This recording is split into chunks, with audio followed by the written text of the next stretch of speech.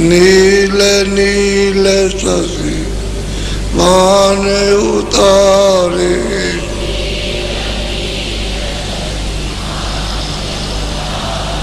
रोम रोम में करे उजारे,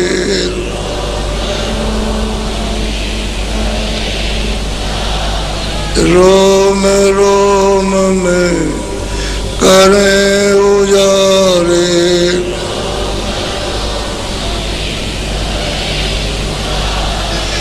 अनामी पुरुष करता तुमको लाखों प्रणाम।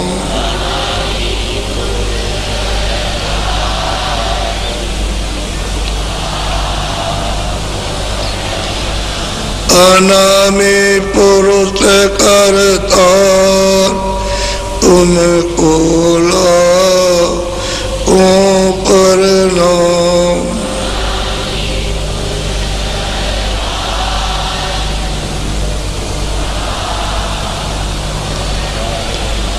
सत्य गुरु सतनाम तुमको लाखों प्रणाम।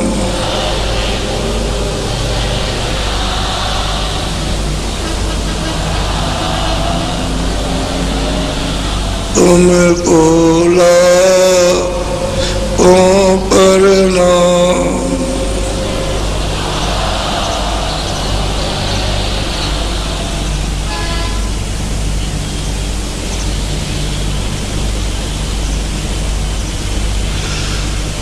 नर और नारियों,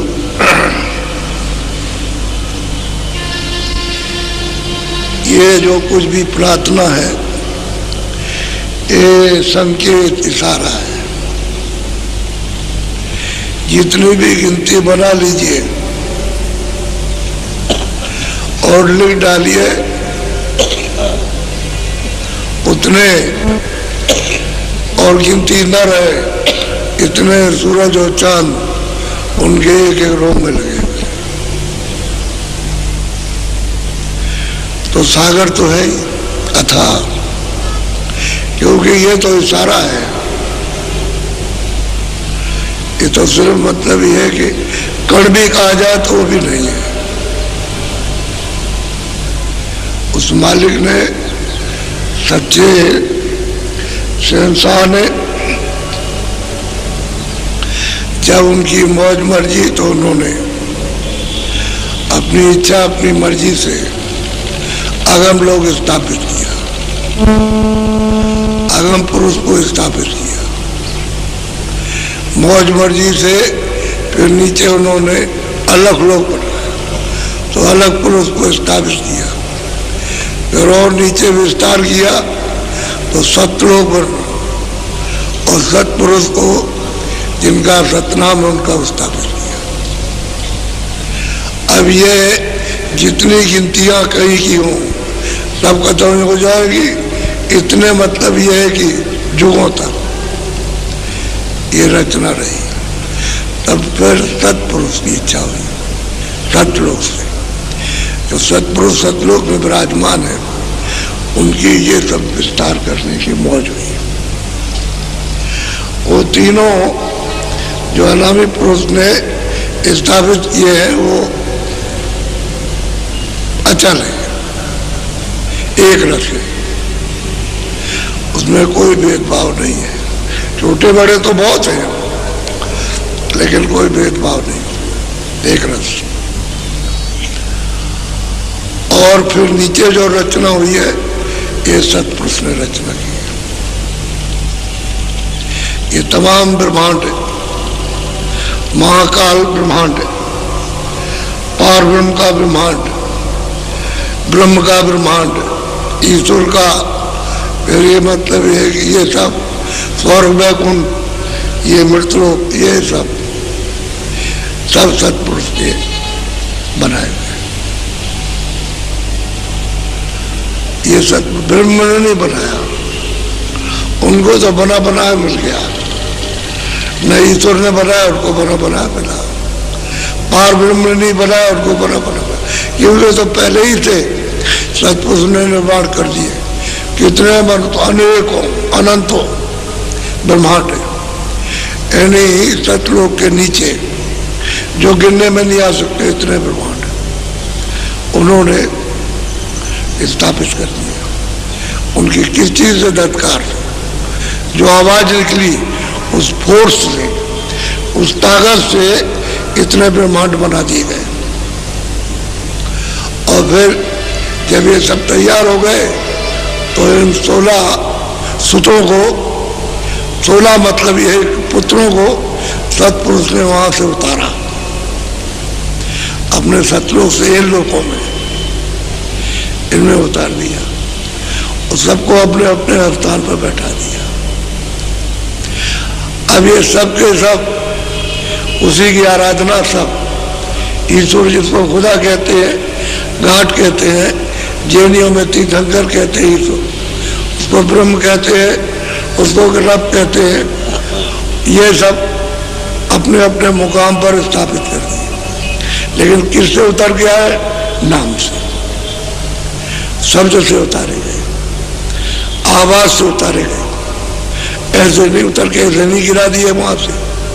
अगर आधार नहीं रहेगा तो कहां जाएंगे? उस नाम से उतार कर सतपुरुष ने उनको भेजा और जगह जगह पर बैठा दिया। अब ये सब लोग अपने अपने मुकाम पर, ये तो पहले से सब बना हुआ, अपने अपने मुकाम पर सब उसकी आराधना करते हैं। और जितनी गिनतियां हों वो सब खत्म हो जाएगी। संघ हो, महासंघ हो, जो सब गिनती इतने दिनों तक इन्होंने तपस्या की है अपने मुकाम पर बैठ करके।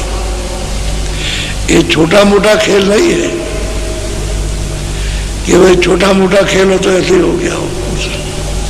तपस्या की तो सतपुरुष इन सबसे खुश हो गए। तो सतपुरुष ने इनसे कहा कि भाई तुम क्या चाहते हो, हम तुमसे प्रसन्न हैं। तो इन्होंने अपने स्थान पर छोटा छोटा सा कह लेगा हमको भी कुछ थोड़ा दे दीजिए, तो राज इनको दे दिया। तो राज किस पर करेंगे? तो राज किस पर करेंगे? वहां तो पहले अकेले आए थे, सब अकेले आए थे, सब के साथ उतारे गए थे, उसी पर बीच में टके हुए, यानी बगैर शब्द के रुक नहीं सकते। शब्द ही के ये है पूरी रचना। और सत्य पर ये सब टिकी हुई है, और सत्य भी पर उनको उतारा और बैठा दिया। इसीलिए तो कहते हैं सारी पृथ्वी, पूरा मंडल, पूरा आकाश, जल का, थल का, ये सब पूरा का पूरा घूम रहा है, ऐसे घूम रहा है। इस तरह से पूरा का पूरा स्वर्ग, पूरा वैकुंठ, ये सब का सब घूम रहा है इस तरह से। पूरा का पूरा यानी सूक्ष्म ईश्वर का लोग, खुदा का मुकाम, यानी मतलब यह है कि घाट, वो सब उसी झूले पर झूल रहे सब, वो सब पूरा घूम रहा, पूरे लोग घूम रहे हैं, जितने भी है सब के सब इस तरह से घूम रहे। वो तो दुरा है, जैसे किसी गाड़ी में दुरा लगा होता तो घूमता तो पहिया चलाता है, ऐसा ही इस तरह। यहाँ तो कुछ पता नहीं चलता, ऊपर तो मालूम होता, ऊपर तो सब पता चलता है। अब बालिक खुश हो गए तो बगैर सुरतों के, बगैर जीवात्माओं के, बगैर रूहों के ये रचना नहीं हो सकती थी, क्योंकि रचना तो चेतन से होगी, जड़ से तो होगी नहीं, ना वो लिंग से होगी, ना रचना मतलब ये सूक्ष्म से होगी, ना कारण से होगी। रचना तो चेतन से होगी, और चेतन की मेलोडी तो चेतन मतलब है। तो सुरतों को फिर छोटा छोटा इतना सा, वहां तो इतना ही कहा जाएगा, लोटा भी नहीं, लोटा भी नहीं कि लोटा भर के दे दिया, तो सुरतों का छोटा छोटा सा भंडार, इन सबको सब लोगों में तकसीम कर दिया, दे दिया, और ये सब के सब अपने अपने मुकाम पर राज करने लगे। आगे राजा भी इन्हीं सुरतों पर राज करते, और बिना हुक्म के ऊपर नहीं जा सकती सुरतें, क्योंकि वहां से तो इनको भी हटा दिया और मतलब उनको भी उतार दिया, और पूरा मसाला जो वहां नीचे था वो सब का सब नीचे उतार दिया, क्योंकि जल, पृथ्वी, अग्नि, वायु, आकाश, ये स्थूल, और फिर उसके बाद लिंग, फिर उसके बाद सूक्ष्म, ये कहां से, वहीं से है, वहीं से उतार दिया। तो रचना के साथ ही उतार दिया था, जब पंडे मंडल बनाए तभी उतार दिया, और फिर इनको भेज दिया। अब तो अपने अपने मुकाम पर इनको उतार करके ला गया। तो कितने युग बीते हैं इनको उतारने में।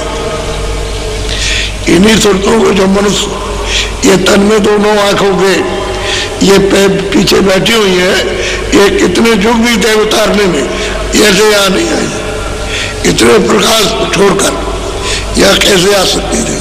तो धीरे धीरे उनको उतार के लाया गया, धीरे धीरे धीरे धीरे उतार करके लाया गया, और कितने युग बीते उनको उतारने में और मुकाम पर रुकने में। तब फिर मतलब ये हर मंडलों में धीरे धीरे उतरे, क्योंकि उनमें इतना प्रकाश था कि ईश्वर का प्रकाश कुछ नहीं है, ब्रह्म का भी प्रकाश उनके सामने कुछ नहीं, और मतलब पार ब्रह्म का भी नहीं है, जो दोनों आंखों के पीछे बैठी है, इतना प्रकाश इनमें था, इतनी ताकत थी, कैसे नहीं, मालिक के हुक्म से उतरे। और उन्होंने कहा था, ये मैं डोरी से उतारता हूं, नाम से चलते शेष को मत छोड़ना, इसको पकड़े लेना।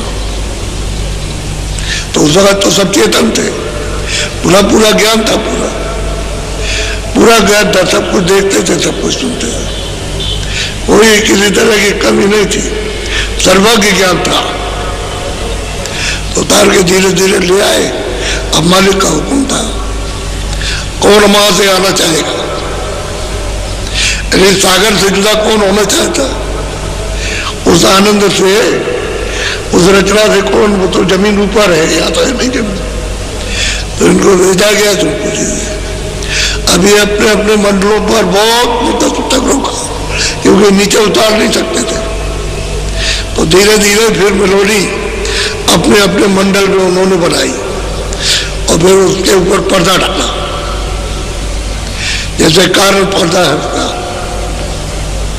शब्द, स्पर्श, रूप, रस, गंध, 5 चीजों का एक कपड़ा डाला। इस तरह से उनके ऊपर में डाल दिया कपड़ा, उनको मालूम नहीं हुआ कि कपड़ा डाला, तो वहां सब दिखाई दे रहा था। फिर और नीचे उतार करके ले आए तो उन्होंने मतलब ये कि सूक्ष्म पर्दा डाला। सूक्ष्म शब्द स्पर्श रूप रसगन और मन और बुद्धि और चित्त और ये 9 तत्वों का एक कपड़ा उन्होंने डाल दिया। फिर और नीचे उतार करके लाए तो स्वर्ग वैकुंठ में यानी 17 तत्वों का कपड़ा, 10 इंद्रिया और रजोगुण तमोगुण सतोगुण और मन और बुद्धि और चित्त, ये 17 तत्व हो गए। 17 तत्वों का कपड़ा इस बार डाल दिया तो वहां भी खुला हुआ था, वहां भी पूरी रचना देखते थे, ऐसा नहीं था। लेकिन जब ले आए इसमें 5 तत्वों के जल पृथ्वी अग्नि वायु आकाश का जो इन्होंने ढांचा बनाया और उसमें ला करके इसको बैठाया, तब भी उनकी आंख खुली थी, तब भी कान खुले थे और सुनते थे और देखते थे। ना उनकी आंख बंद थी, ना कान बंद थे, ना नाक बंद, तब बैठे हुए थे। और माँ के गर्भ में जब खोल तैयार हो गया तो उन्होंने आकर के बैठा दिया, तो पूरा उनको अंदर से बोध था, सब देखते थे, सब सुनते थे और सब सुनते थे, पूरा क्या था। और जब 9 महीने का बाहर आया तो फिर मतलब ये सब के सब सचजुग जोगी सब विज्ञानी। तुम उसी रामायण को पढ़ो जिसमें लिखा है सतयुग जोगी, सतयुग में सब जोगी और सब विज्ञान परम पद को सब प्राप्त करते, सब आते जाते, सब जितनी सुरते मनुष्य शरीर में आई थी वो सब की सब रोज जाती थी, रोज आई थी, कोई उनका बंधन नहीं था। शरीर से निकल गई और आ गई। तो जब वहां आनंद लेती रहती थी तो उस समय पर इनकी आयु लाख वर्ष की, इसी शरीर की आयु लाख वर्ष की। और आयु क्यों लाख वर्ष की कि जो उन्होंने प्राणों श्वासों को दिया तो वो श्वासों के ऊपर चली गई, सुरते हो तो श्वास में रुकी रह गई और निकली नहीं। जब मनुष्य शरीर से निकली नहीं तो श्वास जीव की त्यों बरकरार, तो फिर आए तो ऊपर रहते थे और फिर आ गए, ऊपर रहे, ऊपर आ गए, जरा देर के लिए आए फिर चढ़ गए, ऐसा। तो लाख वर्ष उस समय पर कर्मों का कोई विधान नहीं था, न वेद थे, न शास्त्र, न पुराण थी, न पुराण कुछ नहीं थे, कोई कागज कोई लेख नहीं थी और सब परम पद के विज्ञानी थे, सब परम पद के अधिकारी थे। उस समय लाख वर्ष यानी बीतने पर वो सुरते जितनी मनुष्य शरीर में आई सब वापस पहुंच गई, जहां से सतलोक से उतारी थी वहीं वापस दे दी। तो फिर जो पीछे से फिर आई तो फिर मतलब है कि उतारते गए, जो आती गई। अब उन्होंने देखा ये तो सब चले जाएंगे, तो फिर हमने इतने युगों, इतने अनगिनत युगों तक हमने जो तपस्या की तो सब बेकार हो जाए, फिर क्या रहे। तब इन्होंने क्या काम किया कि आद्या महाशक्ति, उसके द्वारा मतलब ये ब्रह्मा विष्णु महादेव ये तैयार किए, पैदा हुए। तो ये इनके निरंजन भगवान के ही पुत्र हैं। तो इनको यहाँ भेजा कि जाओ तुम ये जाके गुण बताओ, ये ब्रह्मा का गुण क्या है, विष्णु का क्या है, शिव का क्या है। तो यहाँ करते जब इन्होंने तो 20,000 से ज्यादा इन्होंने जंगलों में तपस्या की है वहां, फिर ब्रह्मा को वाणी सुनाई दी। जब इन्होंने आकाशवाणी सुनी, क्योंकि समाधि लगाई, तो आकाशवाणी सुनी तो सुना दिया कि हम जो कहें सो लिख दो। तो जो उन्होंने बोले वो लिखते गए, जो भी। तो वहां तो मतलब ये कि ये भाषा तो थी नहीं, वो तो जैसे लोटे में कंकड़ डाल दो करे वो भाषा थी। तो वो जरूरत सब समझती थी, सब आधा जानती, तो लिख लिया। उसी को कहते हैं जो संस्कृत में, उसी का नाम है वेद। और वेद में उल्टा किया तो ये उल्टा कर दिया आपने, सरल शब्दों को बनाया, उसी से शब्द निकले। और फिर उसमें यही विधान बनाया, 80,000 कर्मकांड, 16,000 उपासना कांड, 4,000 ज्ञान कांड। और फिर सबको सुनाया, सब जितने भी है भूमंडल में, जितने भी सर्वदेश, जितने भी संसार के, सब एक ही भाषा जानते थे और कुछ नहीं था, तो उनको सबको सुनाया। इधर विधान बन गया और सबको अधिकार दिया जाएगा मृत्यु लोक का। पहले तो कोई कहीं का नहीं था, सब लोग आते थे और जाते थे, आते थे जाते थे, कोई रास्ते में रोक टोक और बंधन, कोई चौकी पैरा किसी का था नहीं। अब जब आपको अधिकार मिल जाएगा, पाप का, पुण्य का, अच्छे बुरे का, न्याय का, अन्याय का, सत्य का, असत्य का, जो सब मिल जाएगा, तो आप अपनी स्वेच्छा से वो कहेंगे हमने तुमको पूरा अधिकार दिया, हमारी तरफ से रोक टोक मनाई या आदेश नहीं है, तो अपना जो चाहो उस मृत्यु लोक में करो। तो जब अधिकार आपने पाया तो फिर ये मैल स्थूल ये यहाँ तक में जमा होने लगा। तो धीरे धीरे जमा होते होते होते होते होते होते जमा आपकी धीरे धीरे आंख मटमैली हुई और कानों से कम सुनाई देने लगा।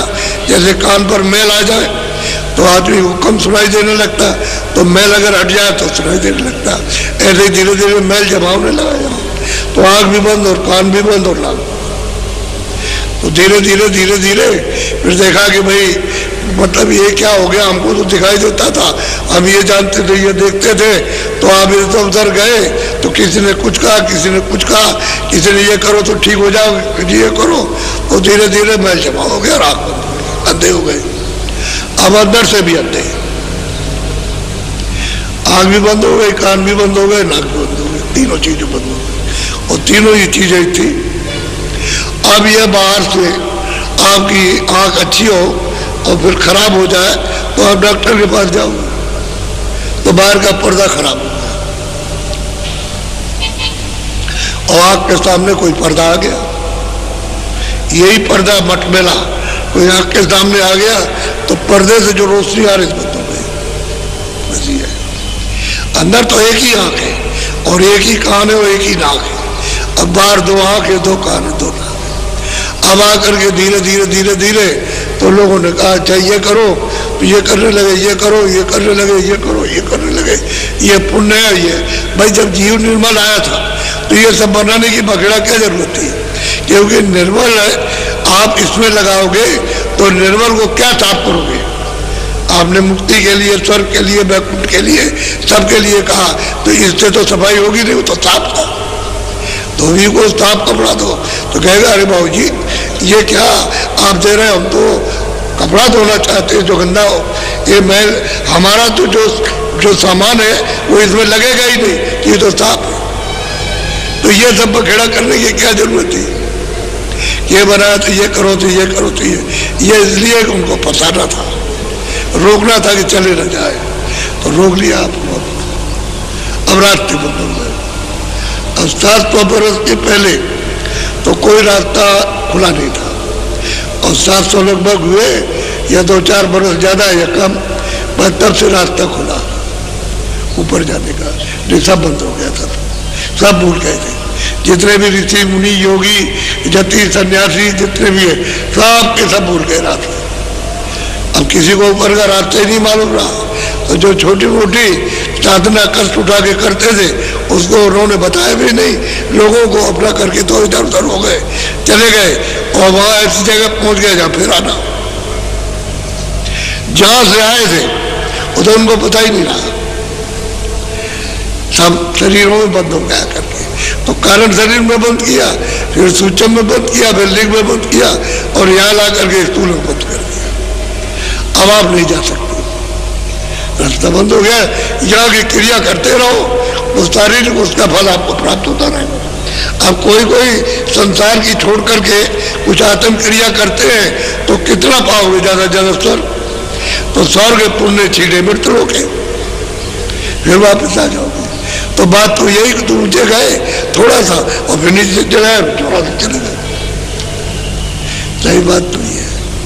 अब जो पूर्ण मनुष्य पूर्ण मालिक है उसकी मौज उसको कौन डाल सकता। अरे सतपुरुष की जो मौज है तो उनकी मौज हो गई, अब उसको कौन इनकार करे। लेकिन ये सब जो भेजे गए उसी सतपुरुष का सब के सब अखंड ध्यान करते हैं। जो 16 पुत्र हैं उनको निकाल दिया, सतपुरुष ने इनको सबको निकाल दिया, अपने देश से देश निकाला कर दिया। यही से ध्यान कर रहे थे सतपुरुष। कहा कि खोजो रही, कोई संत कोई मतलब है महापुरुष कोई मिल जाए, खोजो रही। कहते हैं तुम जगह जगह जाओ खोजो, कहीं मिल जाएगा, क्योंकि इस वक्त 700 वर्ष के अंदर आ रहे, वहीं से संदेशा लेकर जीवों को ले जाने के लिए और मदद करने के आ रहे, तो कहते चले जा रहे कि भाई खोजो रही। जब रास्ता बंद हो जाए, आना जाना बंद हो, तो आना जाना बंद नहीं होगा। आना जाना बंद नहीं होगा कि जब आपको भेजा था तब सतपुरुष ने संतों को यहाँ भेज दिया था कि उनकी रिपोर्ट सब देशों की हमको रोज देते रहना।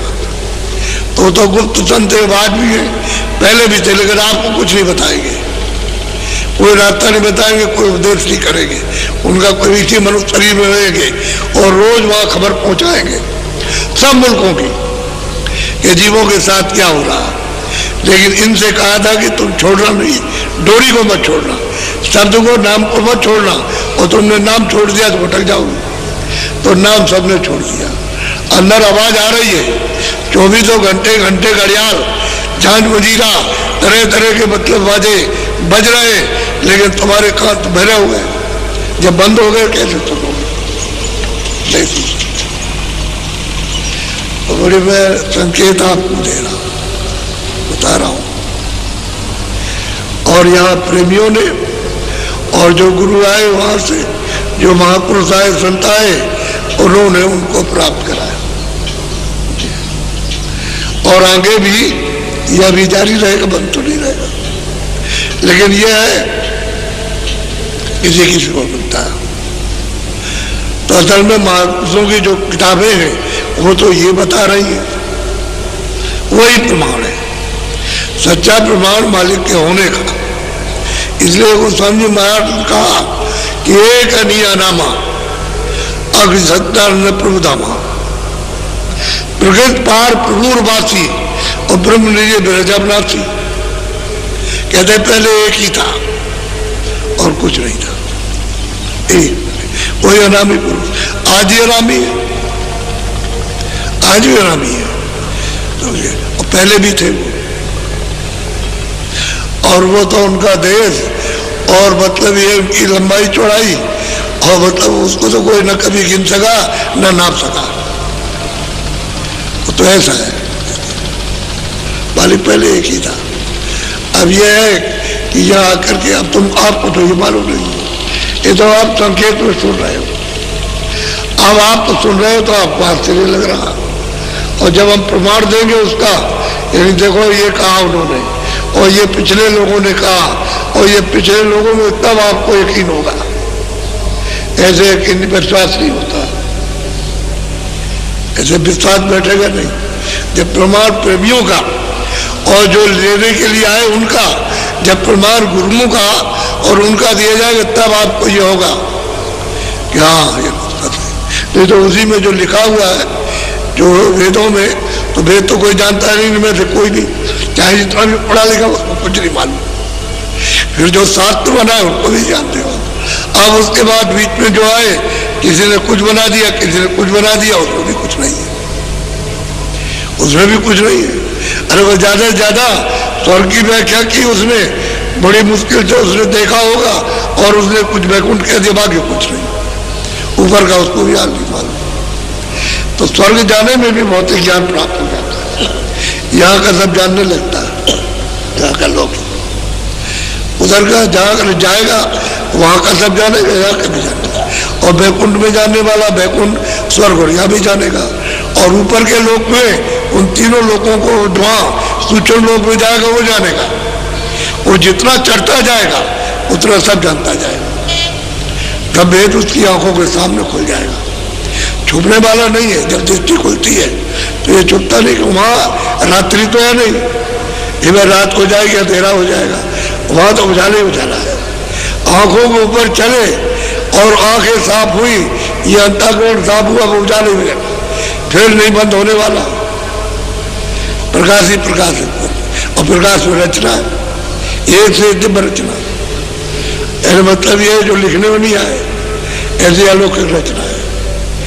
रचना ऊपरी है, रचना यहाँ कुछ नहीं है, तो मिट्टी का एक ढेमा है, मिट्टी का ढेला है, ये कुछ नहीं है। रचना तो ऊपर है, ऊपर।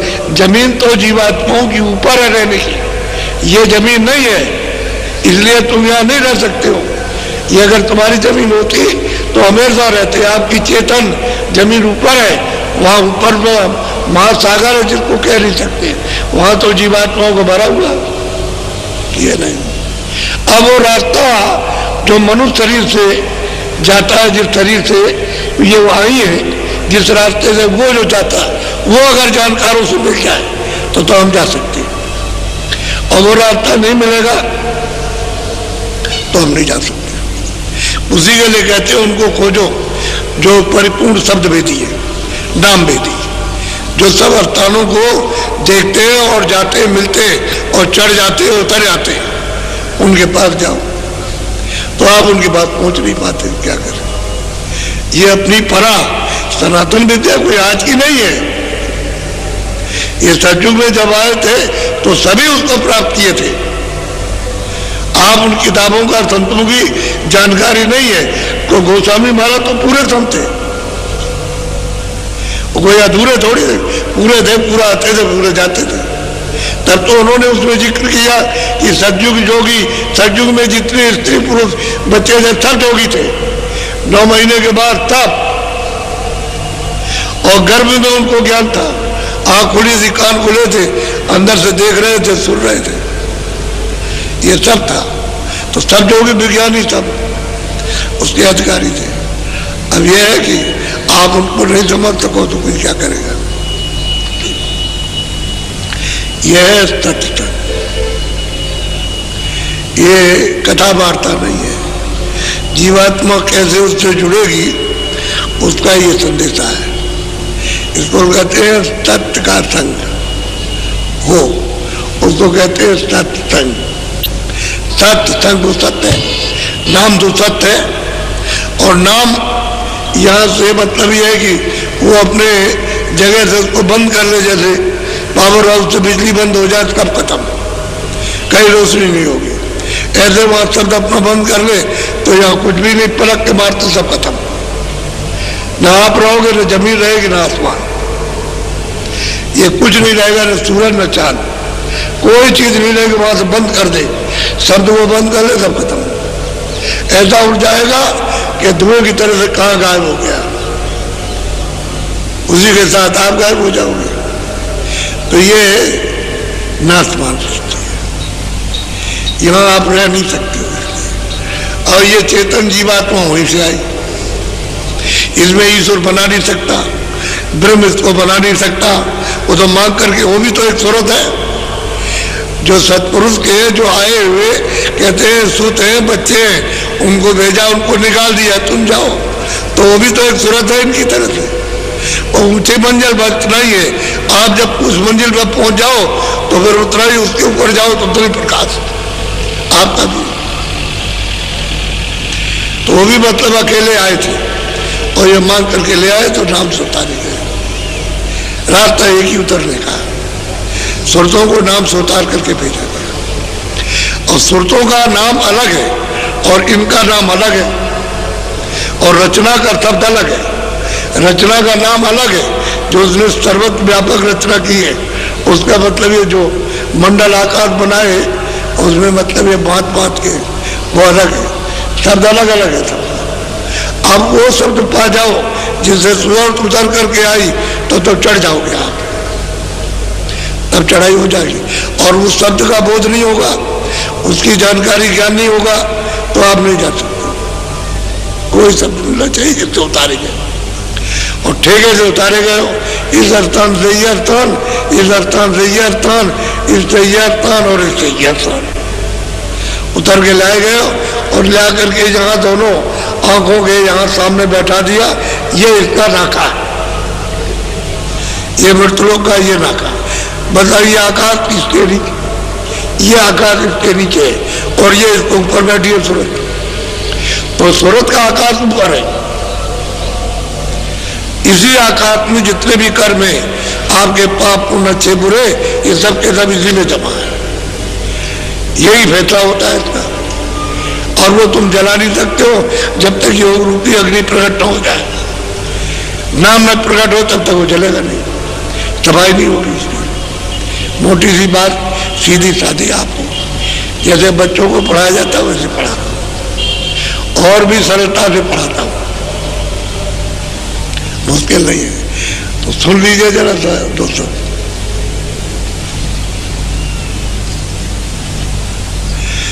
मैं तो कोई दूसरी बात ले आ नहीं सकता, क्योंकि जो पिछले महापुरुषों ने जो संकेत दिया है, आखिर कहना तो वो भी, ये भी सब इशारे ही है।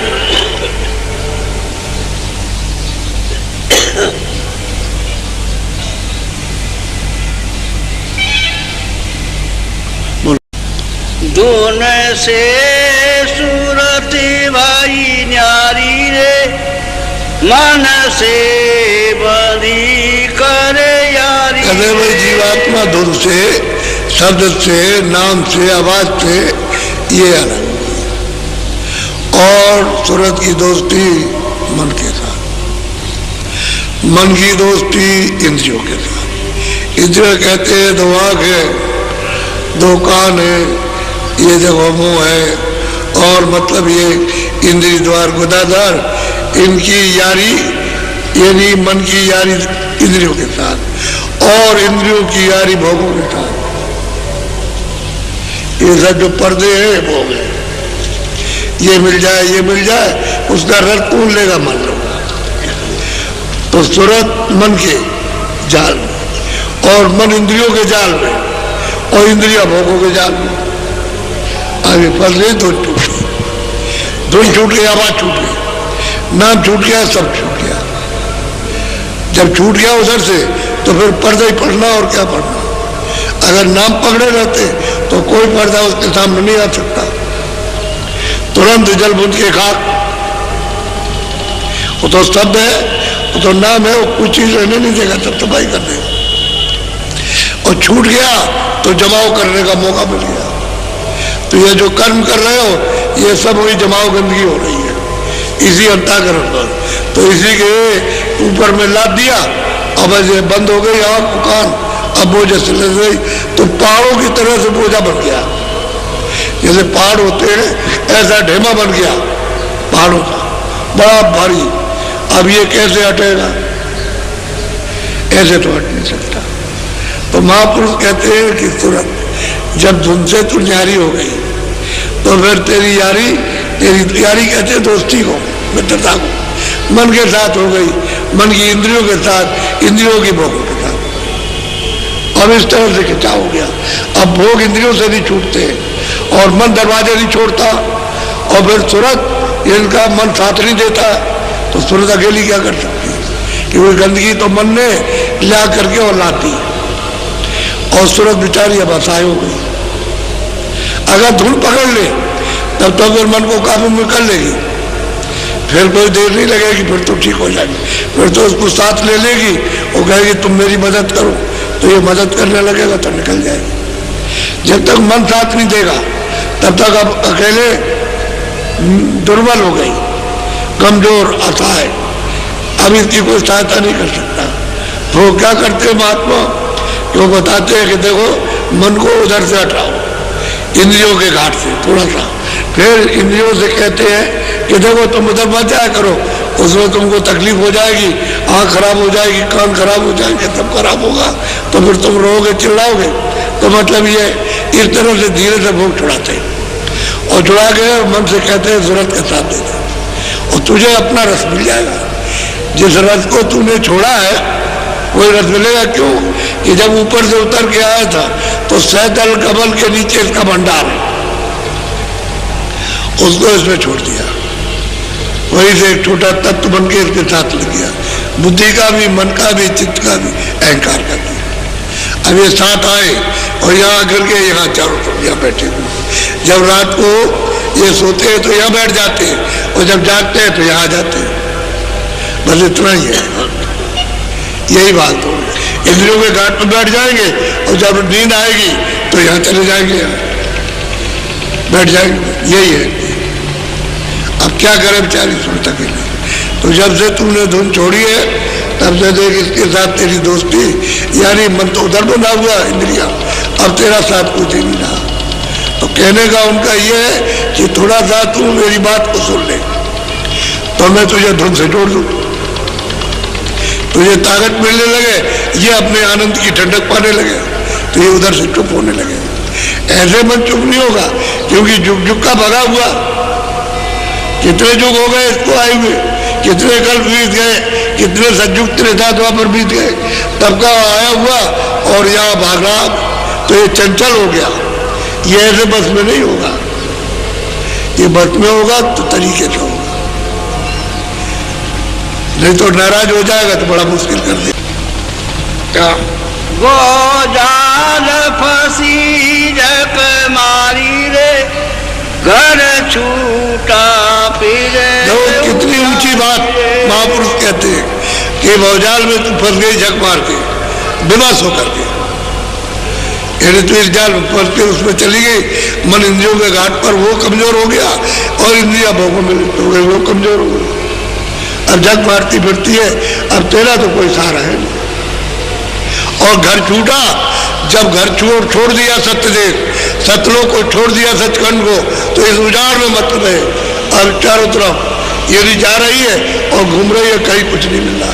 इससे निकाला इसमें, इससे निकाला पशु में, फिर उससे निकाला पंछी में, उससे निकाल के कीड़ों में डाल दिया, उससे निकाल के वो, और वहां से निकाला तो वहां पहुंचा दिया नरक में। तो यही भोग रहे, झक मारती फिरती है, लेकिन कोई इसका सहारा नहीं मिलता कि हमको सहारा मिल जाए। कितनी ऊंची बात, घर छूटा फिर उजाड़ी। अरे अपने घर को छोड़ दिया, अगर मान लो आपका घर बाहर गए तो उजाड़ी में, और क्या, कौन आपको रहने देगा अपने घर में? इसमें फंस गया कर दिया, और फिर आपने बाहर व्यवहार बना लिए, रिश्तेदार खानदान ये वो, उसमें फंस गए। फंसा ही फंसाव है। अब वो मोह ममता व्याप गई, तुम मेरे हो गए, मैं तुम्हारा हो गया, ये हो गया वो, इसमें फंस गया करके। अब घर छूटा है, सब उजाड़ी उजाड़े। जहां तुमने अपना कहीं भी रिश्ता नाता जोड़ा, खत्म। अब उसके लिए रो, वो तुम्हारे लोग कुछ नहीं कर सकते उसका। तो कहते भौजाल में फंस, ये भौजाल है, घर छूट गया, घर का रास्ता नहीं मिल रहा। वो महापुरुष मिलेगा तभी मिलेगा और कोई रास्ता। बोलो। गुरु ज्ञान नहीं चितरारी रे, विष भोगे विष। कितना साफ साफ समझाते हैं कि जब गुरु जब आए तो उनका जो रास्ता था वो तो तुमने धारण किया नहीं, वो रास्ते के चलने की शिक्षा तो ली नहीं, उसका भेद तो जाना नहीं, और यहाँ घूमती भरमती रही। अब यही संदेशा जो आपको दिया जा रहा, कह रहे भाई तुम क्या लेके जाओगे, इतने दिन किया बात तो वो रोज की है। रोज की बात यह जो कुछ रखा हो खत्म हो गया, फिर उसके लिए मेहनत करो, फिर जमा किया, फिर खत्म हो गया। तो किस चीज में जा रहे हो? उससे तो मिला तो कुछ नहीं, ना मिलेगा, इसलिए ये कुछ नहीं जा रहे। तरह तरह का भौजाल वासना भिन्न भाव की, अथाह वासना समुद्र की लहरों की तरह से वासना उठ रही है और मन भाग रहा है उस आनंद को खोजने के लिए, लेकिन कहीं भी नहीं मिल रहा। चाहे कितना भी राज में जाए, इसमें जाए, धन में, दौलत में, बच्चों में, कहीं भी, लेकिन कहीं उठता है, सब जगह निराश हो जाता है, कुछ नहीं। तो उसने अपना आनंद छोड़ दिया। जब अपना आनंद छोड़ दिया तो मन क्यों रुके, और सूरत को क्यों, उसको बेचारी को कुछ चैन मन मिले? वो भी फंस गई आकर के। भेजा था लेकिन भूल उससे भी हो गई कि नाम छोड़ दिया। अगर धुन को छोड़ती नहीं तब तो सदा जागती रहती, होश में रहती, और धुन छूट गई तभी मौका मिल गया। तो मन दिया था उनका एजेंट है, काल भगवान का, जिन्होंने कर्मों का विस्तार किया, उनका वो एजेंट है कि सूरत को जाने तू मत देना। आपको ये भेद तो मालूम नहीं, कोई मन, कोई मतलब जीवात्मा या कोई रूह या बुद्धि, कोई रूह जीवात्मा नहीं है, वो तो तत्व वहां का, वो साथ लगा दिया गया। और जब तक तत्व अपने में नहीं पहुंच जाएगा भंडार में, तब तक आपका पीछा नहीं छोड़ेगा। भंडार में पहुंच जाएगा अपने स्थान पर, तो फिर चुप हो जाएगा, फिर जाओ आओ, फिर नहीं बोलेगा कि उसको अपना सुख मिल गया, अपने सुख के तत्व में चला गया। अब वो इसलिए हरकत कर रहा कि हमको हमारा मिलना चाहिए था, सुख मिलना चाहिए, आनंद मिलना चाहिए, यह आनंद मिल रहा। तो ये बताने का काम हो गया आपके साथ। कर्मों में फंस गए और फिर उसमें ढूंढ रहे हो। जब कर्म करने लगे तो ढूंढने लगे कि किधर छुपा है, कहाँ छुपा हुआ, बच्चे में है कि धन में है, कहाँ है कि समुद्र में है कि कहीं जमीन में, किस जगह पर है कि सकल सूरत में, तो वहां ढूंढे जाना और वहां कहीं मिल ही रहा, तो भाग रहा है। बोलो। सिर भार उठावत बारी रे, जमदंड सहे सर। कहते हैं वह महापुरुष बड़े प्यार से, सिर पर तुमने सबका भार अपने ऊपर में कर्मों का, पाप पुण्य का लाद लिया। अब वो जम तो दंड से गई, उसके देश में तो दूसरा कोई काम नहीं हिसाब करना कि तुमने अच्छा किया उसको लो और तुमने बुरा किया भोगो। वो तो जम का दंड है, वो क्यों छोड़ देगा। तो सरकारी आदेश है, अरे ईश्वर का आदेश है, वो तो आपको जिस कर्मों में फंस गए हो तो भोगना पड़ेगा, बच नहीं सकते। बचाने वाले तो संत है कि तुमको पाप पुण्य से बचा ले, तो ज्ञान रूपी अग्नि जलाएंगे, नाम के साथ जोड़ेंगे, तभी जीव बच सकता, और दूसरा कोई उपाय नहीं। ये कलयुग में सबसे सरल और सुलभ और आसान, इससे सरल कोई भी रास्ता नहीं है जो उसको सब कर सकते हैं। पहले युगों की साधना आप नहीं कर सकते हो, ना अब योग हो सकता है और ना और कुछ, ये नाम की कमाई सरल हो सकती है। सरल नाम की कमाई कलयुग में सबको अवसर दिया गया और वो सब खारिज कर दिया। संतों ने ऊपर जाने के लिए सब खारिज कर दिया, ये सुलभ कर दिया। तो इसमें सब देशों में जा सकते हो, स्वर्ग में जाओ, बैकुंठ में जाओ, क्योंकि वहाँ 14 भवन है, 14 लोक है, 14 लोक है स्वर्ग बैकुंठ में, तो उनमें आप सब में जा सकते हो। लेकिन नाम की कमाई वही होकर के जानी है, तो सबको देख लेना, सब उसी रास्ते में मिल जाएंगे। उनको भी जाना, फिर ऊपर में सूक्ष्म लोक में जाना, तो वही जाने का रास्ता है। ऐसा तो नहीं इधर होकर चले जाओ, रास्ता वही है कि बीचों बीच से होकर के जाना और बीचों बीच से होकर के आए। अभी आपको बीच नहीं मालूम, तो कहते हैं सिर पर बाल लाद लिया। अब ये जात का, पात का, इसका, हिंदू का, मुसलमान का, सिख का, ईसाई का, छोटे का, बड़े का, और जात का, बेजात का, हम क्षत्रिय, हम ब्राह्मण, हम ये और हम वो, इन सब का अपने सिर के ऊपर में बाल लादा। अब क्या करें, कर्मों में फंस गया करके। अब भाई घर में 10 बच्चे, चलो 100 बच्चे, और गांव में वही 100 ही बच्चे हैं, और कोई आदमी नहीं है कहीं भी 20-25 कोस से, तो आप कहोगे देखो बच्चों के कपड़े ये गंदे हो जाए तो तुम साफ करोगे। माँ बाप कहेंगे अच्छा ये तुम ये खेती करो तो तुम करो खेती, उसको कहो ये कपड़े सिलो और ये करो, तो आप बच्चों को लगा दिया कि अच्छा ये काम करो, ये काम करो, ये, लेकिन जात तो ये माँ बाप तो एक ही, बच्चे 100 अलग अलग काम सौंप दिया। थोड़े दिन के बाद जब उन्होंने देखा कि वो चले गए वो, और जब एक आध 2 पीढ़ी हुई तो कहने लगे ये तो छोटा काम है, ये तो मतलब भंगी है, ये तो मलमूत्र धोता है इनके सबके, ये तो धोबी है, कपड़े धोता है, सिलाई करता है। अरे तुम तो थे तो वही एक ही जात के थे, और यहाँ जात अब उसके नाम रख लिए, इसी का सिर पर बाल ला दिया। वो धोबी है, वो दर्जी है, वो बढ़ई है, तो वो ये है, वो है अध्यापक है, तो वो वही है, वो क्षत्रिय है। ये सब बारों में फंस गए। बात तो एक ही थी, जब आए थे तो आप बिल्कुल अज्ञानी आए थे, जब जाने लगोगे तो कोई ज्ञान नहीं रहेगा। एक ही तरह से आना, एक ही तरह से जाना, इसमें तो कोई भेदभाव है।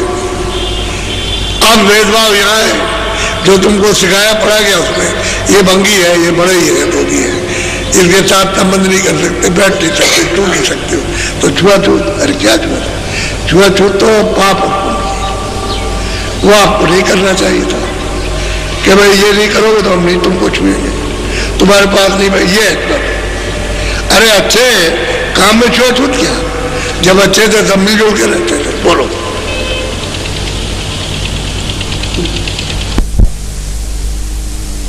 चिल्लाए, तुम राजा भी बने तभी रोए चिल्लाए, न्याय भी बने तभी रोए चिल्लाए, विद्वान भी बने तभी रोए चिल्लाए, सब तुमने विपताएं भोगी।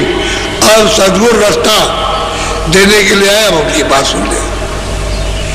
को क्या देना चाहते हैं, क्या कहाँ ले जाना चाहते हैं, क्या करना चाहते हैं। अगर दुख से छूटना है, 84 से बचना, नरकों से बचना, रोने धोने से बचना है, इन सब मुसीबतों में फंसे हुए उससे उपराम होना, तो कहते हैं बात सुन ले। अब वो सुना रहे, कहते सदगुरु मिल जाए, कहते हैं कहीं भी मिल जाए, उनकी खोज कर ले, कहीं ना कहीं जरूर मिल जाएंगे, मिलेंगे जरूर। राह देखने वाले दिखाने वाले मिल जाएंगे, लेकिन खोजो तो, खोजो में होती है श्रद्धा, खोजते हैं तो दीनता होती है। जब जाओगे तुम्हारे पास कुछ नहीं रहेगा, तो दीनता के साथ में अगर कहीं भिक्षा भी करो तो सब आपको दे देंगे। चुपचाप जाओगे, कहोगे पेट के लिए कुछ दे दीजिए तो दे देंगे आप। ऐसा नहीं, तो दीनता में आपको सब चीज मिल जाएगी। अगर महात्माओं के पास जाओ, खोज करो तो दीन हो जाओगे, जो दे देंगे तो दीन होगा, पा जाएगा। और जो घमंडी अहंकारी जिसको गरूर होगा कि हम मुझे, उसे कुछ नहीं मिलेगा। इसलिए खोज करो तो तुमने दीनता आ जाए, छोटापन आ जाए, और छोटे बड़ी चीज ले सकते हैं। ऐसे नहीं मिलती है कि चले गए वहां, समझ के हो कुछ नहीं और चले गए ऐसे ही, तो ऐसे में क्या मिलेगा, दीन होगा। महात्माओं ने जो कुछ भी महात्माओं से पाया वो दीन होकर के पाया।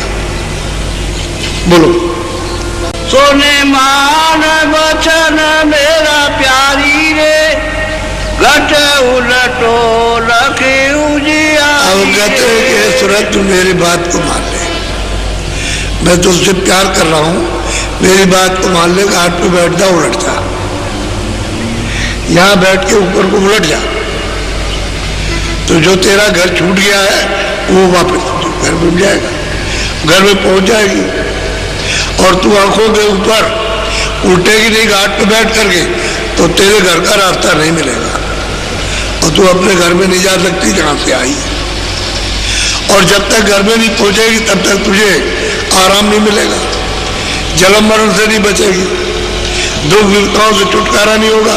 और घर मिल गया, तुम्हारे दुख सुख है नहीं, न दुख है न सुख है, न पाप है न पुण्य है, न अच्छा न बुरा, और न कोई खेती न दुकान न दफ्तर। निर्मल बात यह है कि निर्मल देश में निर्मल, और चल अपने देश में और सुखी सुखे, दुख का नाम निकालने, वो दुख का नाम निकालने। बोलो सदारस पियो या पारी रे, घट खोलो गगन की बारी। कहते भाई गगन में आकाश में दरवाजा लगा है, घाट पे बैठ करके उलट जाओ, और मतलब ये है कि उसको सुनो ध्यान से, जो ऊपर से आवाज आ रही है, और जैसे ही आपको सुनाई देगा तो ये आपका साफ होगा, तो अगर साफ होगा आँख खुलेगी तो लखने लगोगे, लखने का मतलब देखने लगोगे, जो वहाँ उजाले में आपको दिखाई देने लगेगा। तो गगन की बारी, गगन में एक दरवाजा है, वो दरवाजा दिखाई देगा, तो आप कहोगे ये क्या चीज है, तो उसी दरवाजे पर मारो अपना निशाना, तो बता दरवाजा खुल जाएगा, तब आप उस पार जाओगे, तब चल पड़ोगे। वो तो जो गुरु बताएगा वो ले चलेगा आप, लेकिन कहते हैं कि उलट चलो, जब वो भेद बता दे तो उलट चलो, समझ गए। वो जो दूसरा मंडल है आकाश, उसकी तरफ में चलो, आवाज तो आई नहीं, उस आकाश में आवाज तो सुनाई देने लगती है। जैसे ही पर्दा हटा गंदगी का तो आवाज आने लगी, यही सुनाई देती है। यहीं पर बाजे बजते, यहीं पर देववाणी सुनाई देती है इसी जगह, लेकिन सफाई हो जाए। तो कहते हैं जब सुनाई देने लगा तो फिर उनकी आवाज को पकड़ लो। बोलते हैं स्थान स्थान के स्थानधारी जो अपने अपने मुकाम पर बैठे हुए ईश्वर ब्रह्म पार ब्रह्म, ये सब के सब अपनी आवाज निकालते हैं, समझिए, और वो बोलते हैं कि मैं ये हूँ। वो बात जैसे हम लोग बात करते हैं, ये तो गंदी चीज है, उनके यहाँ तो स्पष्ट है। और उसका बोध कौन सूरत करती है? सूरत की समझ में आता है। जैसे कोई आदमी है यहाँ चलाया, वो भाषा नहीं है, इनकी भाषा नहीं जानते हो, लेकिन वहां चले जाओगे तो भाषा समझ में आ जाएगी। ऐसे जीवात्मा यहाँ आई और जब वहां जाएंगे तो तब भाषा समझ लेगी, सब बोल समझ लेगी, सब आवाज समझ परख लेगी, पहचान लेगी। तो कहते हैं कि यार उल्टो और अंदर चलो और देखो, जब किवाड़ खुलेगा, दरवाजा खुलेगा तो लगो, देखो रचना देखते चलो, कितनी मनमोहन रचना। तो आपको फंसना नहीं, घर जाना है, घर का रास्ता बताएंगे जो जानते हैं। बोलो।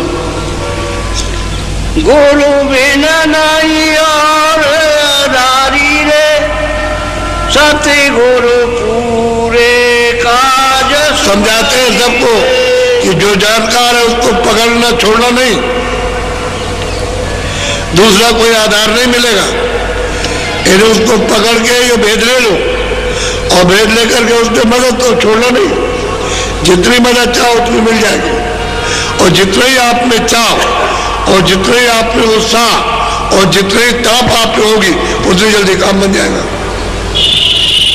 इसमें सोच रहने की जरूरत नहीं, क्योंकि नजर न मालूम कब पूरी हो जाए और हमको अपने मकान से निकाल दे। तो कम से कम इतनी तो कृपा उनकी हो जाएगी कि ये मकान फिर इस काम करने के लिए फिर दे दिया जाएगा, क्योंकि काम अभी चालू किया और आपका शरीर पूरा हो गया और आप चले गए तो वहां बैठे हुए और फिर मनु शरीर दिलवा देंगे, फिर मिल जाएगा और फिर आपको गुरु मिल जाएंगे और रास्ता मिलेगा और फिर चल दो। तो जो बाकी है अभी तो शुरू किया, तो आगे आप शुरू कर दोगे तो जल्दी चल दोगे। कहते छोड़ना नहीं, पकड़ के फिर नहीं छोड़ना, पूरा काम करा दो। वो तो ये कह रहे हैं। और पूरे गुरु कहते हैं कि पूरे की तलाश करो, अधूरे की नहीं। और पूरा जो होगा वो कुछ ना कुछ कहेगा, कहने से ही समझ में आता, देने से। अब मैं आपको नाम बांध दूंगा। दो बातें ध्यान में रखो। एक तो आपको शाकाहारी जो भी करो सुधार करो, जितने अनाज है, जितनी सब्जी फल है सूखे गीले और घी दूध अपना खाओ, उसके लिए कोई मना नहीं। महीन मोटे जो इच्छा हो कपड़े पहनो, और झोपड़ी और मकान में अच्छे से अच्छे झोपड़ी मकान में, टूटी झोपड़ी में आप रहो, वो नहीं, लेकिन शाकाहारी। बहुत से आपने लोगों ने सुना होगा कि साधु बन गए, छोटे बच्चों को झोली में डाल के और पकड़ के खा गए, ये अशुद्ध आहार है, ये शुद्ध नहीं है, हिंसा है। पशु हिंसा, पंछी हिंसा, ये हिंसा, मनुष्य की हिंसा, मार दो, किसी तरह से भी हिंसा, इसको नहीं। ये तो मुर्दा है, मुर्दा तो सब फेंकते हैं। जो सूरज शरीर से निकाल दी गई या निकल गई वो मुर्दा हो गई। मुर्दा को कोई फेंके, सब फेंकेंगे, पेट में कोई नहीं रखेगा। हम लोग इतने मतलब बुद्धिहीन हो गए कि मतलब मुर्दा देखते हैं, मुर्दा है, पता नहीं कब का है कब का नहीं है, और बदला करके पेट में रखते हैं। यह शुद्ध आहार है, से मन बुद्धि इंद्रिया सब चला हुआ, ये कोई काम नहीं कर सकती। तो जीवात्मा क्या करेगी?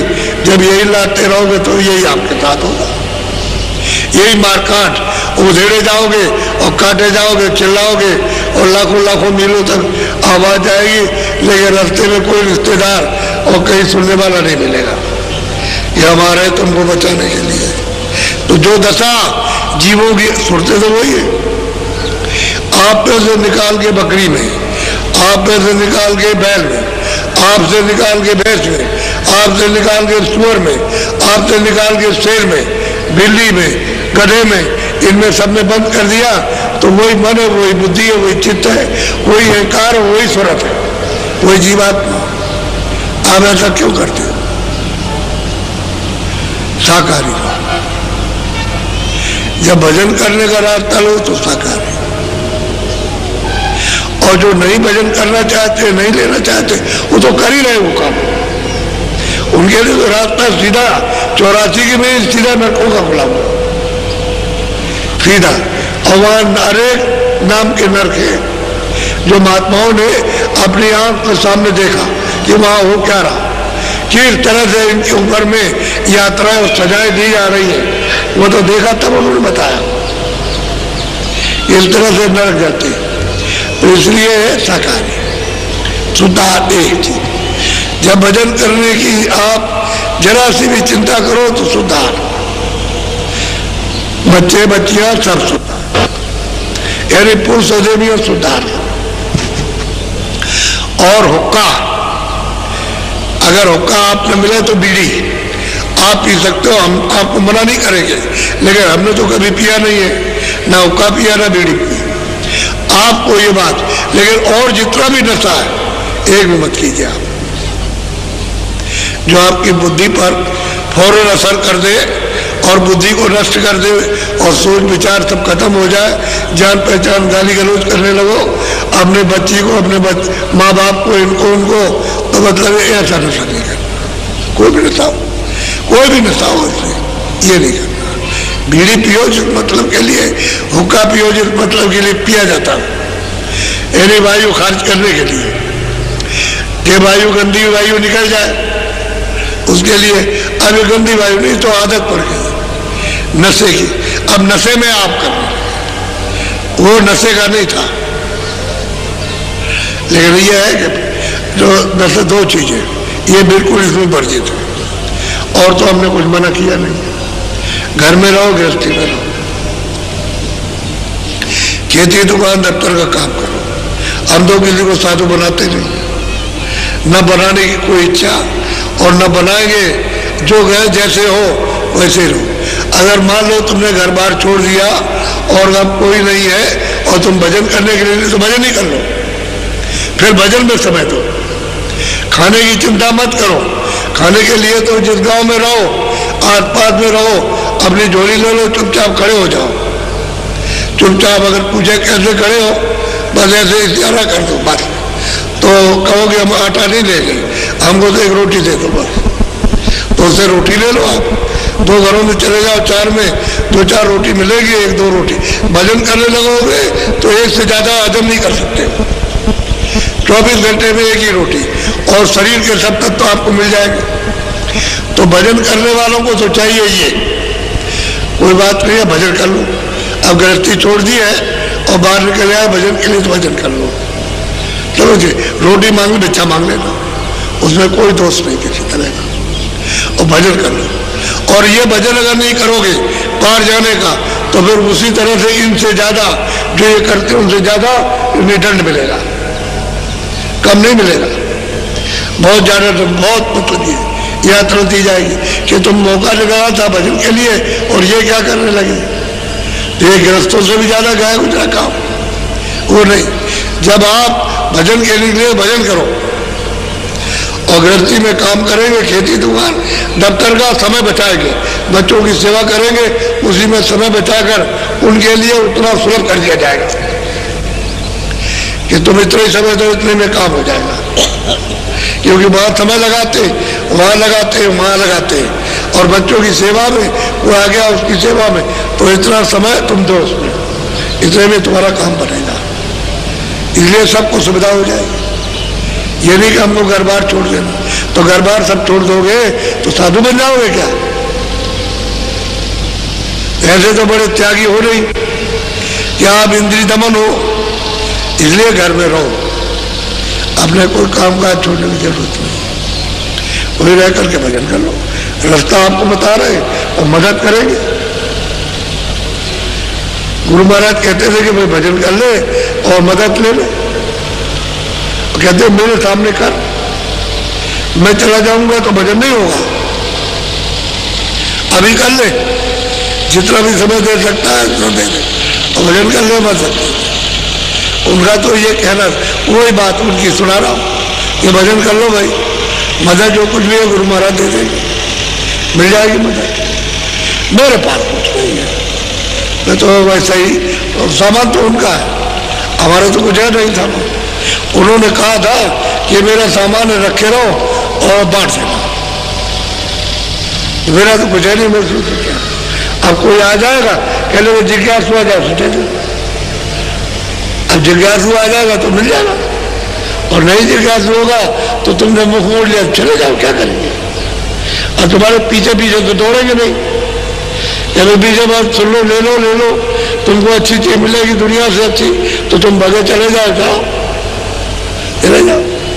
ये तो चीज तो उनकी है, हमारी नहीं। इसलिए कहा यहाँ आकर के वहां मंदिर में देखो बैठे हुए, और उन्होंने कहा था कि भाई हमारा निशान बनाना, बता देना कि जहां जो आए वो बुराई छोड़ दे, तो मैं उसकी इच्छा पूरा करूंगा, तो बुराई छोड़ दीजिए, उसमें क्या बात है।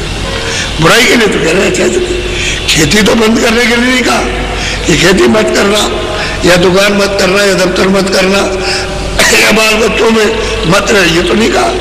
उन्होंने कहा बुराई जो, और बुराई तुमको पता चल जाती है कि चोर चोरी करने जाता है, जानता है ये बुरी चीज है, या उसको संदेह रहता है जाऊंगा तो कोई पकड़ लेगा, कोई देख लेगा, ये करेगा, पकड़ेगा, मारेगा, तो ये तो संदेह रहता ही है, उधर बोले कहता नहीं।